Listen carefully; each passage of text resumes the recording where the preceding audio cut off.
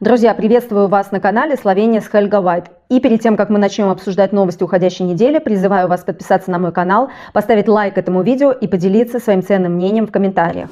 Все вы наверняка помните, в начале апреля Словению потрясла угроза, которая распространилась в интернете. Какой-то человек под ником Слава России угрожал прийти и устроить бойню в одной из славянских школ.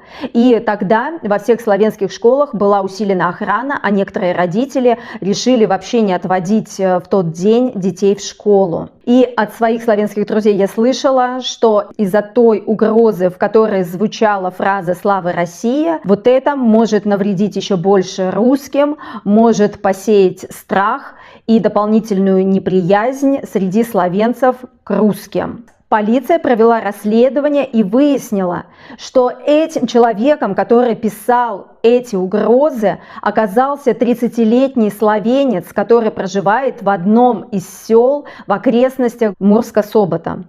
Полиция провела дома у него обыски, и сейчас ему грозит лишение свободы до 3 лет.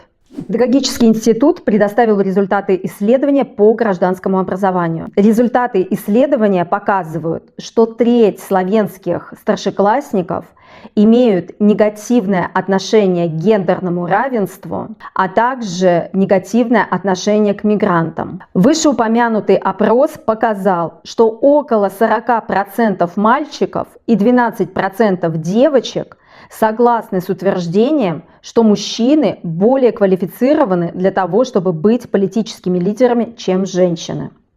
Более 30% мальчиков даже согласны с тем, что женщинам не стоит заниматься политикой.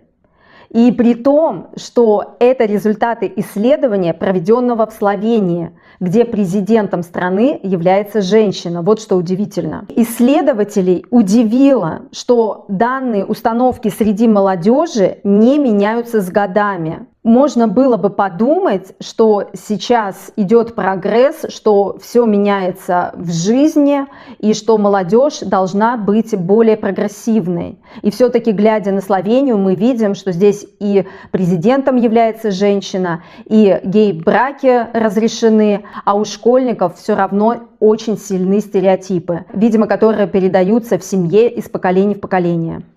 Последние дни меня многие спрашивают, как себя чувствует наш премьер-министр после покушения на убийство. Просто многие путают Словению со Словакией, хотя это абсолютно две разных европейских страны. В Словакии произошло на днях покушение на премьер-министра Роберта Фица, который подошел пообщаться со своими избирателями, и из толпы в него выстрелили. Оказалось, что стрелявшим был несогласный с его политикой писатель. Роберт Фиц в последнее время прославился тем, что он препятствовал европейской помощи Украине.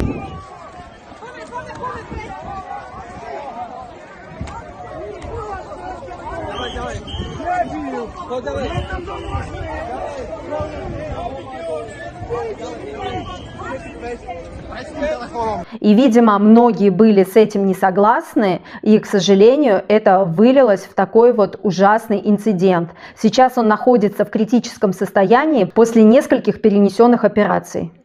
Эта неделя оказалась небогатой на новости, так что закончим наш выпуск новостей традиционным прогнозом погоды от Алисы. Алиса, какая погода будет в Любляне в понедельник? Завтра в Любляне от плюс 12 до плюс 23. Небольшой дождь. Алиса, спасибо за прогноз погоды. Пожалуйста, это было нетрудно. К сожалению, весна у нас выдалась дождливая. На этом мой выпуск новостей подошел к концу. Не забывайте, пожалуйста, подписываться на канал, ставить лайки и делиться своим ценным мнением в комментариях. Пока-пока, до новых встреч.